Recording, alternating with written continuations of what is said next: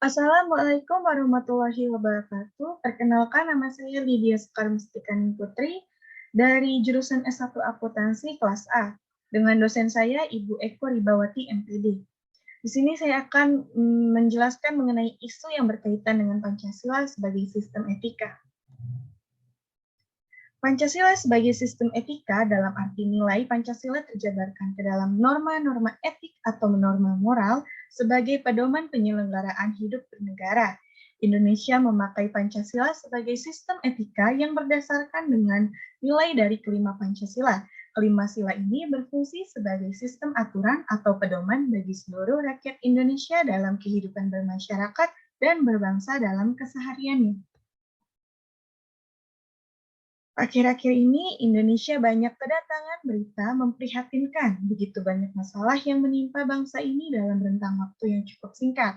Mulai dari bencana alam, krisis ekonomi, budaya, politik, dan yang tak kalah kacau, masalah sosial.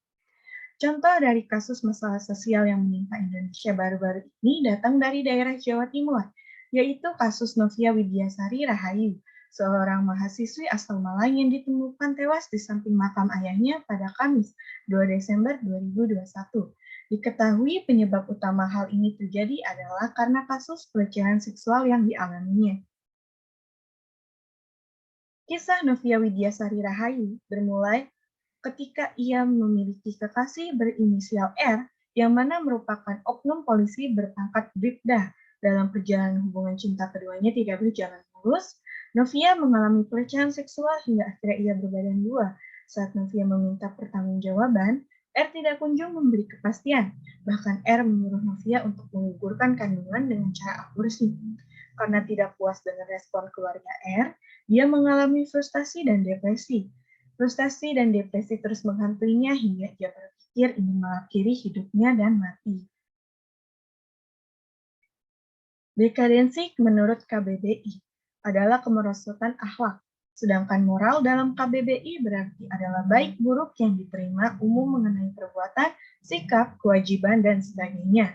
Sehingga dapat disimpulkan bahwa dekadensi moral adalah kemerosotan perilaku atau tingkah laku yang baik menjadi tidak baik. Dekadensi moral terjadi ketika pengaruh globalisasi tidak sejalan dengan nilai-nilai Pancasila, tetapi justru nilai-nilai dari luar berlaku dominan. Hal itu menunjukkan lemahnya tatanan nilai moral dalam kehidupan bangsa Indonesia.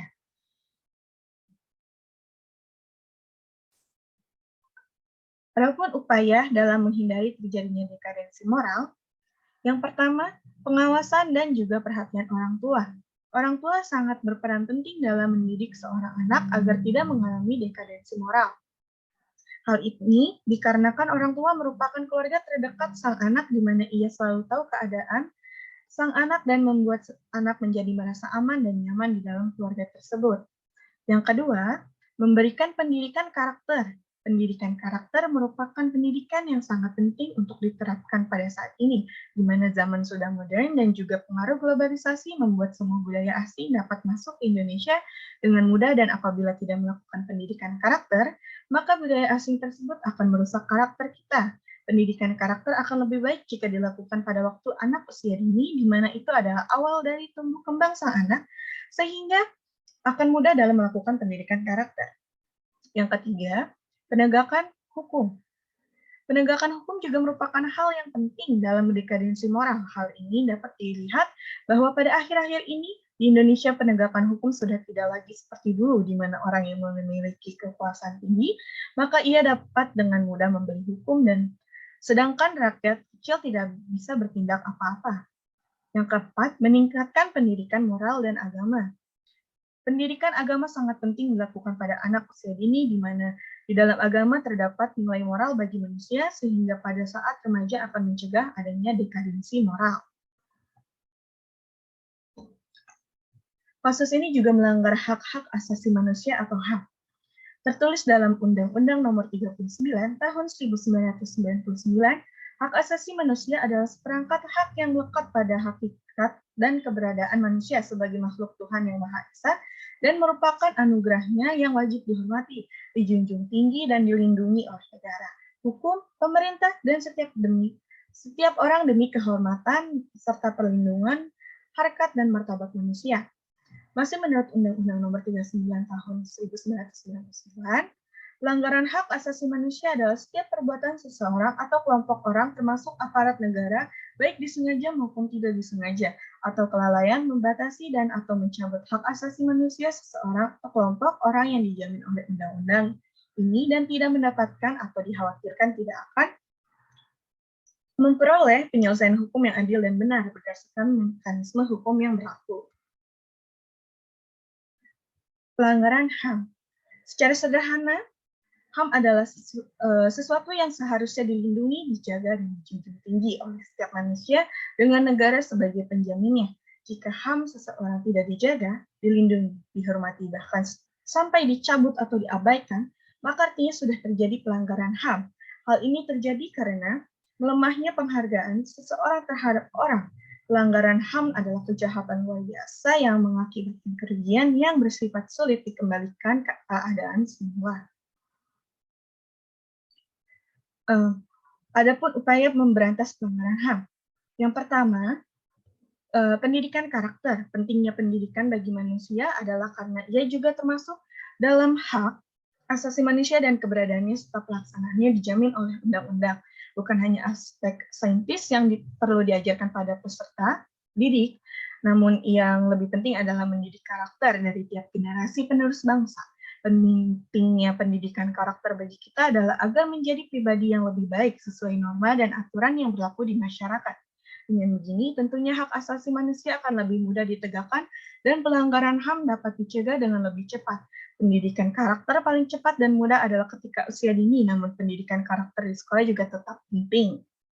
Yang kedua, masih banyak orang-orang yang mempelajari segala sesuatu tentang HAM. Masih banyak orang-orang yang belum paham tentang HAM, bahwa HAM itu sudah seharusnya ditegakkan, diperjuangkan, dan dilindungi. Terdapat Pancasila, Undang-Undang Dasar 1945, Undang-Undang Nomor 39 Tahun 1999 tentang HAM, Undang-Undang Nomor 26 Tahun 2000 tentang Pengadilan HAM, bahkan Deklarasi Universal HAM yang dikeluarkan oleh PBB. Semua produk hukum tersebut adalah ada untuk menjamin penegakan HAM dan mengadili mereka yang melanggar HAM. Maka dengan mempelajari HAM, kita akan lebih tahu dan peka terhadap terlaksananya penegakan HAM di keluarga dan masyarakat. Yang ketiga, menegakkan HAM dengan cara berbuat baik. Setelah mendapat pendidikan karakter, hasil dari pendidikan itu sendiri harus diaplikasikan dalam kehidupan sehari-hari agar suasana kondusif bagi penegakan hak asasi manusia dapat tercapai. Perbuatan baik itu misalnya sering berdiskusi, bersikap jujur, ramah kepada orang lain, toleransi terhadap perbedaan yang ada di keluarga ataupun masyarakat, menaati hukum dan aturan yang berlaku, melerai apabila ada yang bertengkar, melaporkan pada pihak yang berwenang apabila terdapat kejadian pelanggaran HAM, melaksanakan hak asasi dengan tidak melupakan tanggung jawab, dan sebagainya. Demokrasi Pancasila yang dianut oleh Indonesia sebagai bentuk pemerintahnya sangat menjunjung penegakan HAM, maka sebaiknya kita tidak menyia-nyiakan kesempatan ini. Yang keempat, meningkatkan kesatuan dan persatuan. Persatuan dan kesatuan bangsa berasal dari tingkatan terkecil bangsa, yaitu keluarga dan masyarakat. Dengan meningkatkan persatuan dan kesatuan, keluarga ataupun masyarakat akan lebih saling sayang menyayangi antar satu sama lain. Oleh karena itu, penegakan HAM dapat dengan lancar terlaksana dan pelanggaran HAM dapat dengan cepat dan tepat dicegah adanya. Yang kelima, melakukan pengawasan upaya penegakan HAM. Memang benar bahwa aturan hukum telah menjamin tegaknya HAM di Indonesia dan pemerintah telah melakukan berbagai upaya hal tersebut. Namun kita sebagai anggota masyarakat tetap harus mengawasi gerak pemerintah tersebut. Caranya adalah dengan mencari informasi ke setiap lembaga yang memiliki wewenang untuk hal tersebut, atau cukup dengan memperhatikan kondisi di sekitar kita. Sekian dari saya, kurang lebihnya mohon maaf. Wassalamualaikum warahmatullahi wabarakatuh.